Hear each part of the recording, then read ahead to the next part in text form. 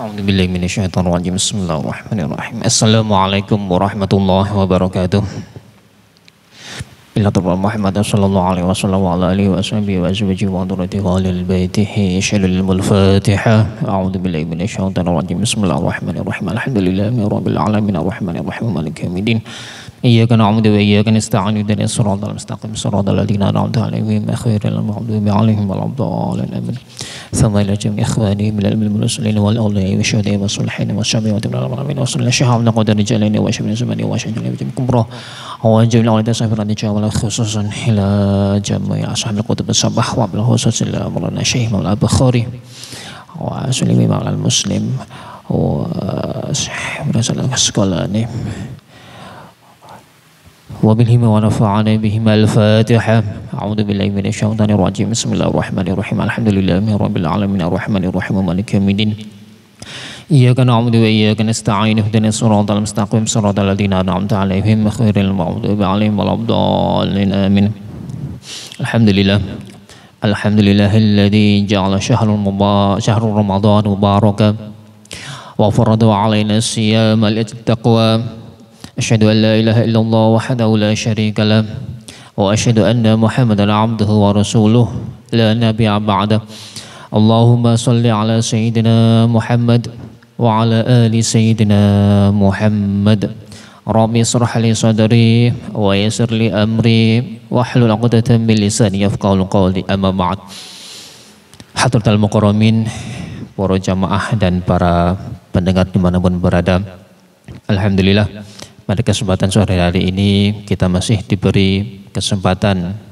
kesehatan oleh Allah Subhanahu wa taala sehingga kita semua bisa menjalankan puasa Ramadan dan juga mengkaji kitab hadis Sahih Bukhari.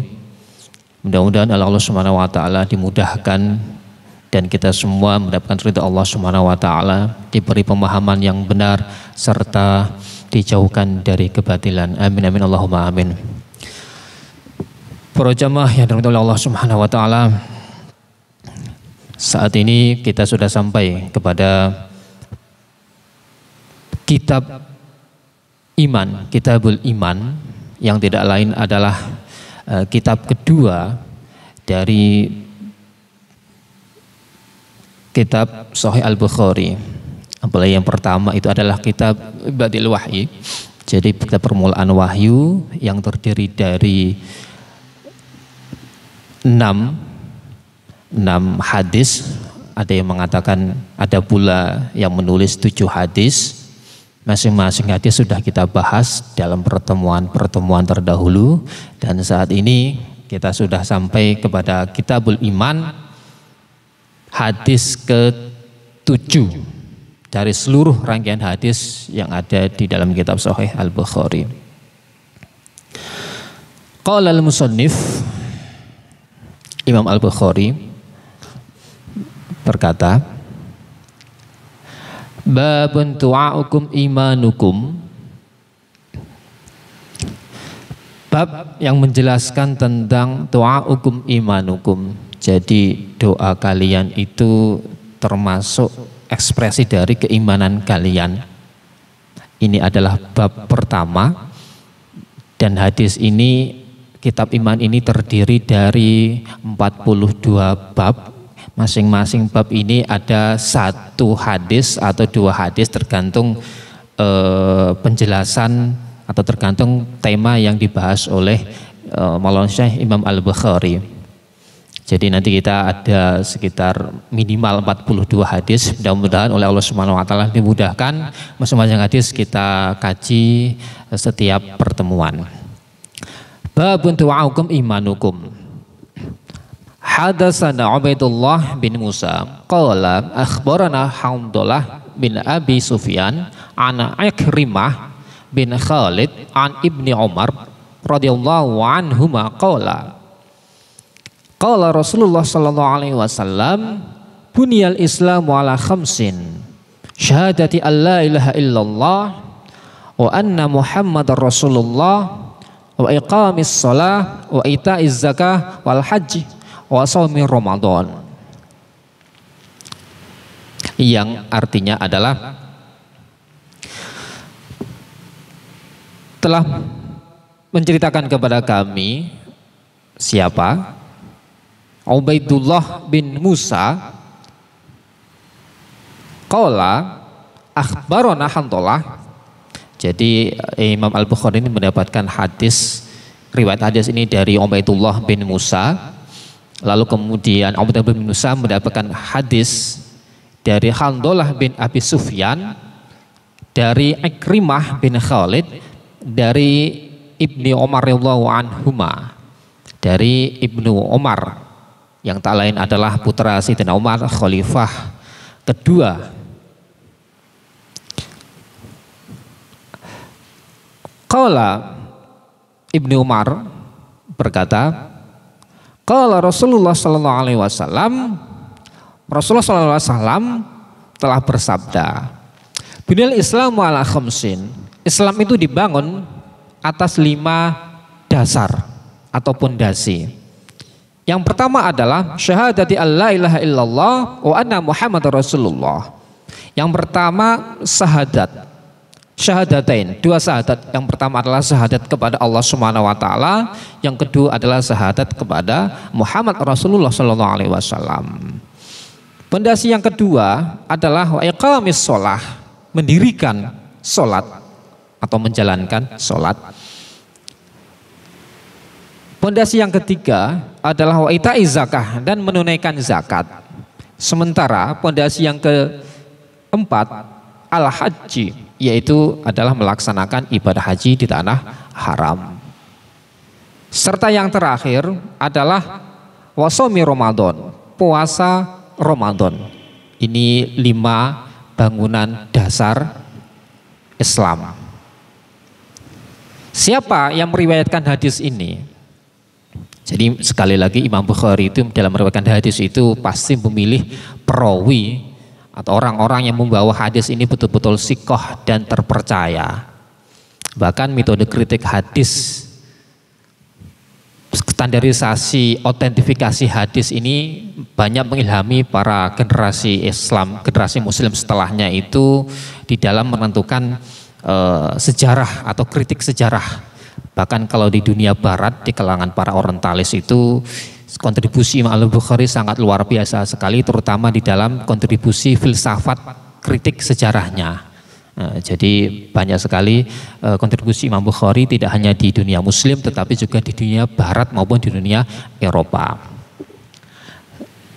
Nah, siapa ini Ubaidullah bin Musa? Ubaidullah bin Musa ini termasuk orang yang berasal dari Kufah, yaitu kalau di Kufah, Kufah itu daerah Irak. Kalau sekarang gabung dengan Kufah dan Basra itu di Irak. Yang terkenal dengan kesikohannya, sangat terpercaya di dalam meriwayatkan hadis. Kemudian beliau itu meninggal di Iskandariyah pada tahun 213 Hijriah. Jadi meninggal dari negeri Kufah di Irak, kemudian meninggal di Iskandariyah atau di Mesir dan dimakamkan di Mesir. Yang kedua adalah perawi kedua, yaitu Handalah bin Abi Sufyan. Beliau ini termasuk dari zuriyah Sufyan bin Umayyah, termasuk dari klan Quraisy Makkah. Jadi termasuk dari zuriyahnya klannya Rasulullah Sallallahu Alaihi Wasallam. Quraisy itu klan yang terbesar di antara klan-klan yang lain, di antara suku-suku Arab pada waktu itu. Beliau juga terkenal dengan riwayatnya yang sangat sikoh, terpercaya, dan meninggal pada tahun 151 Hijriah. Yang ketiga adalah perawinya Ikrimah bin Khalid bin As al-Quraisy al-Makki. Itu Ikrimah, Syekh Ikrimah ini juga di dalam dunia hadis sangat terkenal sekali di dalam periwayatannya. Juga sangat sikoh, dan beliau berasal dari klan Quraisy di Makkah. Meninggal pada tahun 115 Hijriah. Nah, lalu kemudian perawi yang keempat yaitu adalah Ibnu Umar radhiyallahu anhu. Ibnu Umar ini sebenarnya sudah kita bahas pada pertemuan terdahulu, termasuk salah seorang ulama hadis. Kontribusinya di dalam keilmuan Islam itu tidak bisa dinafikan. Beliau juga termasuk salah satu generasi sahabat yang memiliki kontribusi luar biasa. Andai kata tidak ada Ibnu Umar, maka tradisi intelektual Islam pada waktu itu bisa jadi tidak akan sampai saat ini, tidak akan sampai seperti saat ini. Karena apa? Pada waktu setelah Rasulullah SAW itu meninggal, terjadi huru-hara politik, terjadi perebutan kira-kira siapa yang pantas menduduki khalifah atau pengganti Rasulullah SAW. Khalifah dalam pemaknaan mewakili sebagai pemegang otoritas politik dan juga otoritas agama, bukan otoritas al-wilayah dan juga bukan otoritas an-nubuwah war risalah. Itu ketika rame-rame terjadi hiruk pikuk, maka kemudian beliau itu menarik diri lebih menikmati, menghidupkan khasanah atau tradisi keilmuan pada waktu itu. Dan bisa dikatakan di dalam literatur sejarah beliau ini termasuk salah seorang sahabat pencetus gerakan iktizal gerakan memakzulkan diri dari hingar-hingar politik dan lebih konsentrasi kepada ranah keilmuan. Dan beliau juga di dalam sejarah sekte-sekte Islam termasuk embrio babakan sejarah Mu'tazilah pertama. Ini menurut sebagian para sejarawan.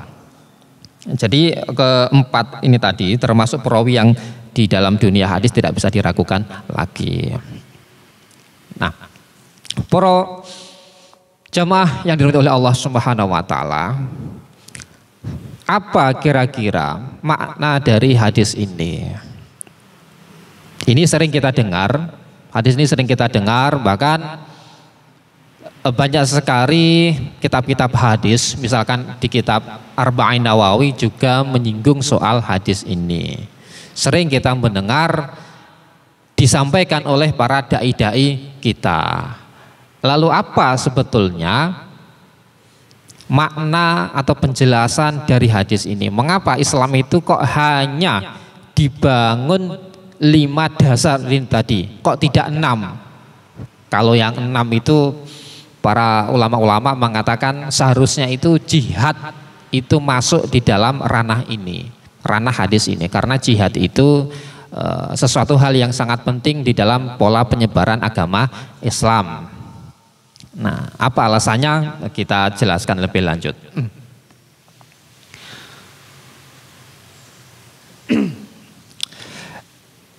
Yang perlu jamaah oleh Allah Subhanahu wa taala, ini sebetulnya hadis ini berbicara tentang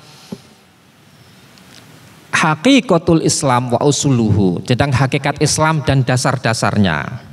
Jadi 5 dasar hadis ini merupakan hakikat Islam dan dasar-dasarnya. Tanpa kelima ini maka Islam tidak akan ada.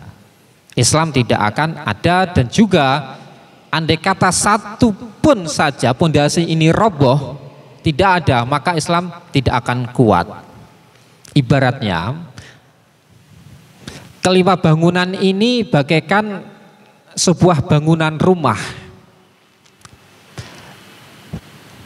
Dasar yang pertama syahadatain itu diibaratkan dengan pondasi rumah yang kokoh, pondasi rumah yang kokoh. Sementara yang lain, 4 yang lain itu adalah temboknya, gentengnya, jendelanya, yang kemudian bisa membentuk sebuah rumah yang indah dan cantik.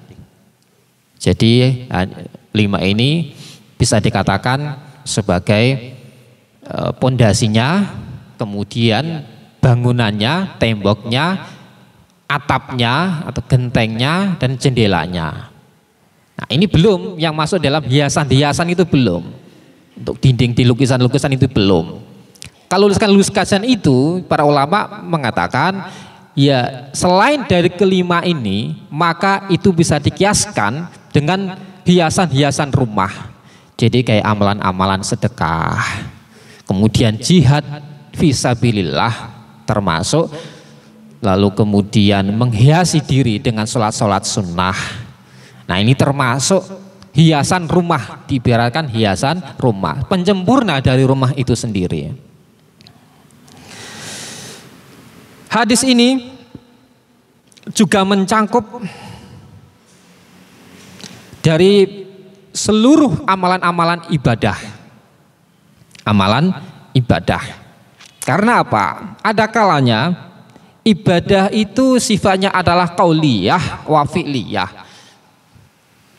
Sifatnya qauliyah itu seperti kita mengucapkan syahadatain, asyhadu an la ilaha illallah wa asyhadu anna muhammadar rasulullah, itu termasuk ibadah yang sifatnya ucapan qauliyah.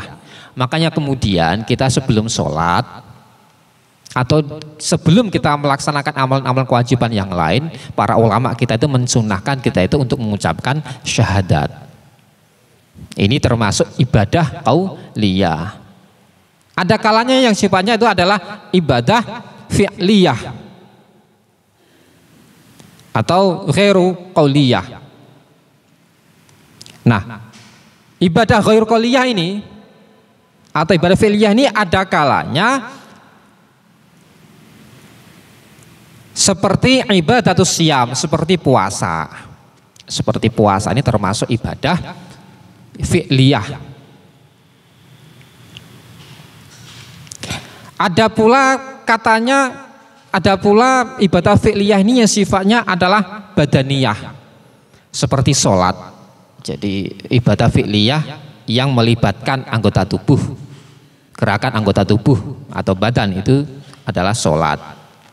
Ada kalanya pula ibadah fi'liyah ini, perbuatan ini sifatnya adalah maliyan atau sifatnya adalah keduniawian, kehartabendaan, seperti ibadah mengeluarkan zakat. Ada pula kalanya ibadah fi'liyah, ibadah perbuatan ini juga mencangkup kedua-duanya, baik itu ibadah malian maupun ibadah badanian. Seperti apa? Seperti haji di Baitul Haram. Jadi lengkap. Kelima ini mencakup seluruh amalan-amalan ibadah yang dilakukan oleh seorang muslim. Sehingga alasannya kelima ini menjadi sebuah prinsip dasar bangunan Islam. Selanjutnya para jamaah yang perlu kita ketahui bahwa kelima dasar ini sebetulnya bukanlah hasil murni dari kreasi Islam yang dibawa oleh Rasulullah SAW. Jadi ini bukanlah murni ajaran yang dibawa oleh Rasulullah SAW. Loh, kalau seperti itu seperti apa? Kelima ajaran ini, kelima pondasi ini adalah ajaran Islam. Islam yang dibawa sejak Nabi Adam hingga Rasulullah SAW. Jadi Islam itu kalau kita pahami tidak sekedar Islam Nabi Muhammad SAW, tetapi juga Islam agama-agama terdahulu. Seluruh Nabi, seluruh Rasul itu beragama Islam. Sehingga kemudian ajaran-ajaran yang mereka serukan itu adalah sama. Intinya adalah mengajarkan kepada tauhid. Tidak ada seorang nabi, seorang rasul pun dakwah utamanya bukan tauhid. Seluruhnya mengajak kepada mentauhidkan Allah Subhanahu wa taala. Di dalam Al-Qur'an disebutkan, "Wa ma khalaqtul jinna wal insa illa liya'budun." Bahwa aku menciptakan manusia dan jin tidak lain adalah agar mereka itu berbakti atau menyembah kepadaku. Ini poin yang pertama. Poin yang kedua adalah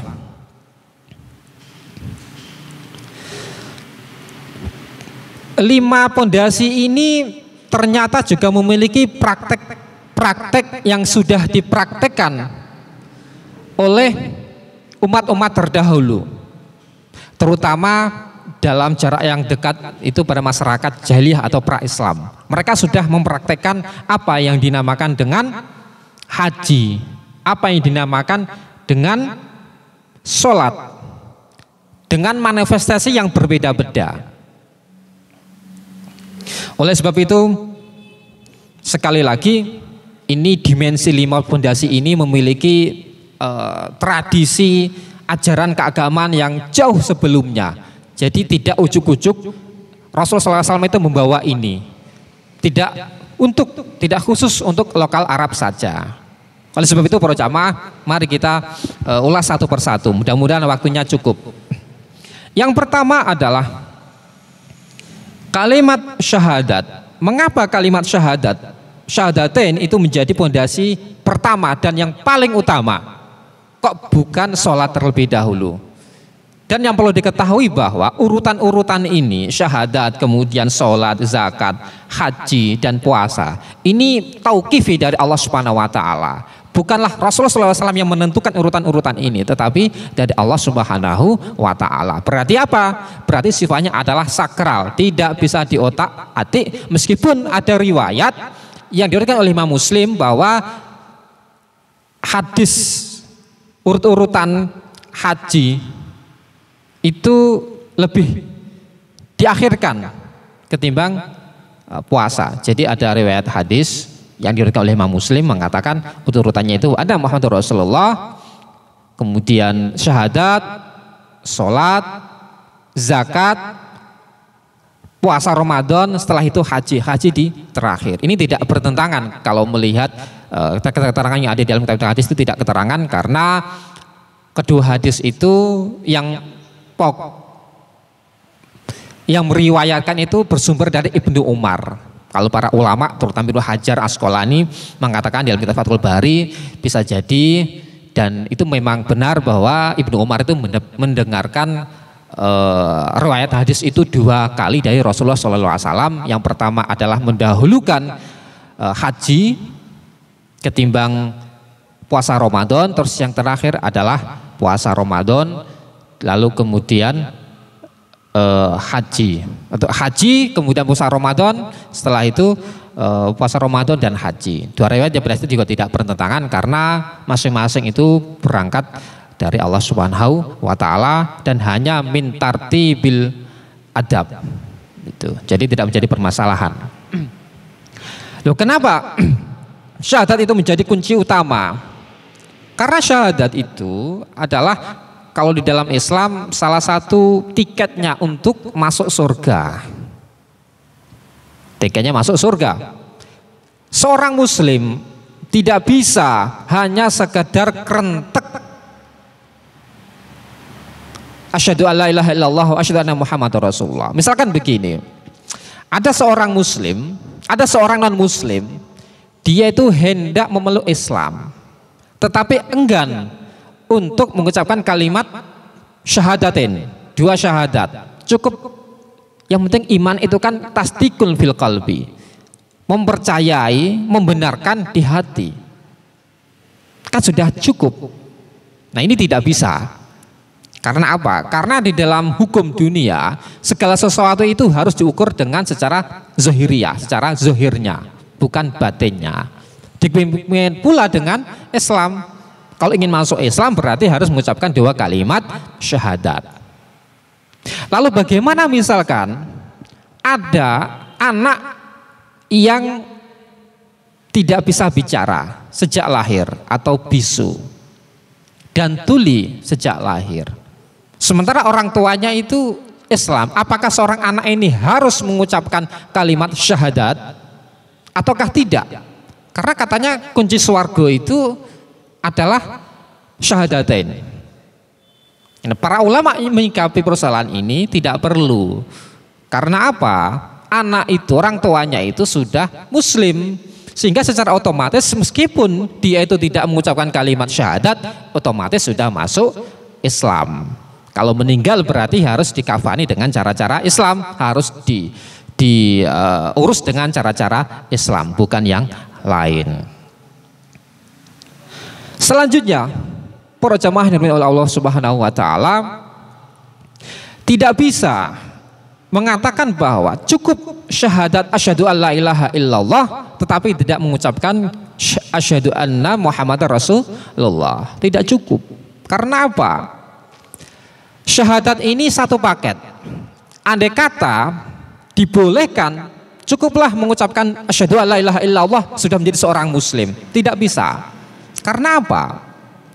Karena ke dalam tradisinya, kalau tidak mengucapkan dua kalimat syahadat, hanya syahadat Allah Subhanahu wa taala saja, maka sama halnya kondisinya dengan orang-orang Nasrani dan Yahudi. Orang-orang Nasrani Yahudi itu mempercayai bahwa ada Tuhan yang maha tunggal, yaitu Allah Subhanahu wa taala, percaya. Dan mereka tidak mau menerima risalah Muhammad sallallahu alaihi wasallam, sehingga tidak perlu atau tidak mau untuk mengucapkan syahadat kepada Rasulullah sallallahu alaihi wasallam. Ini sama saja kalau tidak mengucapkan kedua kalimat syahadat. Karena apa? Dalam pandangan mereka, Rasulullah Shallallahu Alaihi Wasallam dan risalah yang beliau bawa itu hanya untuk konteks lokal Arab saja. Jadi bukanlah untuk risalatul lil alamin, bukan untuk risalah seluruh alam hingga hari kiamat kelak. Tidak. Oleh sebab itu, para ulama-ulama kita, terutama ulama teologi, ulama akidah mengatakan, kalau ingin masuk Islamnya itu kafah, sempurna, maka harus mengucapkan dua kalimat syahadat. Itulah alasannya mengapa dua kalimat syahadat itu tidak bisa dipisahkan satu sama lain. Yang selanjutnya, kita tidak mungkin menyembah Allah Subhanahu wa taala tanpa melalui perantara Rasulullah Shallallahu alaihi wasallam. Tidak mungkin. Karena apa? Karena Rasulullah SAW itu adalah utusan Allah Subhanahu wa taala. Segala bahasa agama dari Allah Subhanahu wa taala itu diterjemahkan oleh Rasulullah SAW. Jadi bahasa agama, bahasa wahyu itu hanya bisa dipahami oleh para nabi dan para rasul. Manusia itu tidak bisa memahaminya. Oleh sebab itu, masing-masing nabi dan rasul itu akan diberi wahyu yang sesuai dengan konteks zamannya. Kalau Rasulullah SAW jelas wahyunya itu adalah Al-Quran sebagai mukjizat. Sementara nabi-nabi yang terdahulu seperti Nabi Musa itu adalah tongkat yang bisa mengalahkan sihir Raja Fir'aun dan para pengikutnya. Nah, demikian pula, apabila kita itu cinta kepada Allah, berarti juga harus cinta kepada Rasulullah Shallallahu Alaihi Wasallam. Karena di dalam firman Allah Subhanahu Wa Taala disebutkan, "Qul in kuntum tuhibbunallah fattabi'uni, yuhibbukumullah yaghfir lakum dzunubakum, wallahu ghafurur rahim." Apabila kalian itu cinta kepada Allah Subhanahu Wa Taala, maka ikutilah jalanku. Maksudnya adalah jalan ajaran Rasulullah Sallallahu Alaihi Wasallam. Maka apabila kau sudah mengikuti jalanku, ajaranku, maka Allah Subhanahu Wa Taala itu akan mencintaimu dan juga akan mengampuni dosa-dosamu. Karena apa? Karena Allah Subhanahu Wa Taala itu Maha Pengampun dan juga Maha Belas Asih. Nah, ini salah satu pemahaman mengapa kita itu harus melalui Rasulullah SAW, dan juga mengapa para ulama dua syahadat ini tidak bisa dipisahkan satu sama lain. Ayyuhal ikhwah yang dirahmati oleh Allah Subhanahu wa taala, yang dimaksud dengan syahadat berarti kan kalau kita mengucapkan asyhadu alla ilaha illallah, berarti apa? Berarti harus melakukan tasdikul qalbi, membenarkan di hati, dan juga melakukan, mengejawantahkan di dalam kehidupan sehari-hari. Karena apa? Tidak cukup kalau hanya sekedar syahadat tetapi kemudian tidak mengimplementasikan di dalam kehidupan sehari-hari. Jadi tidak menyekutukan Allah dengan selainnya. Oleh sebab itu di sini bahwa untuk sampai kepada pemahaman asyhadu alla ilaha illallah wa asyhadu anna muhammadar rasulullah secara benar, para ulama menganjurkan kepada kita semua, terutama sebagai orang muslim, hal yang perlu, yang harus dikaji pertama kali itu adalah ilmu akidah sebelum ilmu-ilmu syariah. Karena apa? Dengan akidah, ibadah kita itu akan menjadi benar. Apabila akidah kita itu salah, maka seluruh amalan syariat, amalan ibadah yang kita laksanakan juga tidak benar, jadi menjadi sia-sia.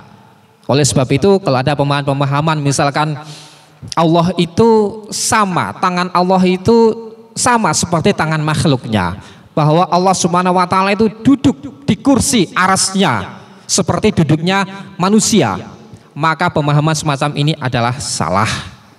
Pemahaman ini tidaklah benar. Karena apa? Laisa kamitslihi syai'un. Allah itu tidak seperti apa-apa, tidak seperti siapa-siapa. Kita tidak boleh membicarakan zatnya. Seperti apa zatnya? Ya tidak seperti apa-apa. Ini jawabannya para ulama-ulama kita. Karena nalar kita tidak cukup untuk sampai ke sana. Kita tidak memiliki etika kepada Sang Pencipta kalau kita itu bertanya aneh-aneh yang notabene secara zat manusia dengan Tuhan itu berbeda. Jadi langkah pertama itu harus belajar ilmu akidah, dan juga harus belajar tentang siapa itu Rasulullah SAW, apa mukjizatnya, sifat-sifatnya itu seperti apa, ajaran-ajarannya itu bagaimana, dan mana yang halal dan mana yang haram, yang dibolehkan agama dan tidak, itu harus dipelajari terlebih dahulu. Baru kemudian belajar ilmu-ilmu akidah, tata cara sholat, zakat, puasa dan lain sebagainya. Biar apa? Biar ibadah kita itu menjadi sempurna. Yang kedua adalah tentang dasar sholat. Sholat ini menjadi pondasi kedua. Karena apa? Sholat ini adalah cara komunikasi seorang hamba dengan Tuhannya, dengan Allah Subhanahu wa taala. Oleh sebab itu dikatakan dalam hadis as-sholatu rohatul mu'minin, bahwa sholat itu tempat meditasi, tempat istirahat, tempat rehat-rehat, tempat nyantai dengan seorang hamba dengan Allah Subhanahu wa taala. Jadi kalau seorang hamba itu sudah penat dengan urusan duniawi, maka kemudian tidak ada cara lain selain itu berkusyuk masyuk dengan Allah Subhanahu wa taala. Dan tingkatan ini lebih banyak dilakukan oleh orang-orang aulia Allah, para wali-walinya Allah Subhanahu wa taala. Apakah kita bisa? Ya bisa. Tentunya dengan mengkonsentrasikan diri, dengan hudurul qalbi, menghadirkan hati kita ketika kita itu sholat. Dan ini memang ada terapi-terapi khusus. Imam Al-Ghazali dalam kitabnya Minhajul Abidin telah mengulas bagaimana menjadi seorang muslim ketika sholat itu bisa khusyuk. Dalam bahasanya itu adalah ibadah hati. Ibadah hati. Jadi kalau sholat itu tidak sekedar ibadah dohir, ibadah batin, tetapi yang lebih penting itu adalah ibadah hati. Kalau ibadah dohir itu seperti kita itu melakukan wudhu, bersuci, dan lain sebagainya, itu ibadah dohir. Kalau dalam Imam Al-Ghazali itu disebutkan di dalam kitabnya Bidayatul Hidayah, itu sudah sangat lengkap. Mudah-mudahan suatu hari nanti kita ada kesempatan untuk mengkaji dua kitab ini, kitab Bidayatul Hidayah dan kitab Minhajul Abidin, kitab yang mengulas tentang ibadah dohir dan ibadah batin. Para jamaah yang dimiliki oleh Allah Subhanahu wa taala, salat ini di dalam tradisinya juga bukanlah ujuk-ujuk hadir. Bukanlah ujuk-ujuk ada pada masa Rasulullah SAW, tetapi juga memiliki tradisi yang panjang. Bahkan salat ini sebelum dilegalkan, sebelum disyariatkan ketika Isra Mi'raj tahun kedua Hijriah, ini sebetulnya Rasulullah SAW ini sudah memiliki kewajiban untuk salat. Kewajiban untuk salat. Di dalam kitabnya Sirah Ibnu Hisam, di dalam sejarahnya kitab Sirah Nabawiyah karangan Ibnu Ishaq, disebutkan di sana bahwa sebelum peristiwa Isra Mi'raj, Rasulullah SAW dan Khadijah radhiyallahu an itu melakukan ibadah sholat. Jadi sudah diperintahkan. Bahkan sebelum Isra Mi'raj pula, Rasulullah SAW itu juga sudah memerintahkan para sahabatnya untuk melakukan sholat. Apa hadisnya? Hadisnya diriwayatkan dari sahabat Ibnu Abbas radhiyallahu an ketika berbicara tentang peristiwa Raja Heraklius. Beliau mengatakan, faqala ya'muruna Nabi sallallahu alaihi wasallam bis salat wasidq wal ifaf, bahwa Rasulullah sallallahu alaihi wasallam telah memerintahkan kepada kami untuk melakukan ibadah salat, kemudian bersikap dan berkata jujur, dan juga menghargai atau menjaga harga diri. Ini hadis riwayat Ibnu Abbas yang juga disebutkan di dalam kitabnya Syarah Sahih Al-Bukhari, Fathul Bari. Nah, pada waktu itu kira-kira bagaimana salatnya Rasulullah SAW sebelum Isra Mi'raj? Berapa rakaat? Berapa rakaat? Bentuknya apakah seperti kita gitu? Di dalam suatu hadis yang panjang, ketika Rasulullah SAW itu sampai di Baitul Maqdis ketika hendak melakukan Isra Mi'raj, beliau itu dawuh, "Tsumma dakhaltul masjida fasallaitu fihi rak'atain." Jadi ketika aku itu masuk di dalam masjid, maka aku itu langsung sholat 2 rakaat. Salat 2 rakaat. Para ulama mengatakan ini adalah sholat tahiyatul masjid dan dilaksanakan 2 rakaat. Yang menjadi imamnya adalah Rasulullah Sallallahu Alaihi Wasallam. Sementara makmumnya adalah para nabi kita. Nah, disinilah kemudian ini menjadi dasar bahwa sebelum adanya peristiwa Isra Mi'raj, sholat Rasulullah SAW itu 2 rakaat. 2 rakaat. Dan ini juga telah dilaksanakan oleh nabi-nabi terdahulu seperti Nabi Musa, agama Yahudi, Nabi Isa, agama Nasrani, dan juga Nabi Ibrahim, yaitu adalah agama Hanafiyah.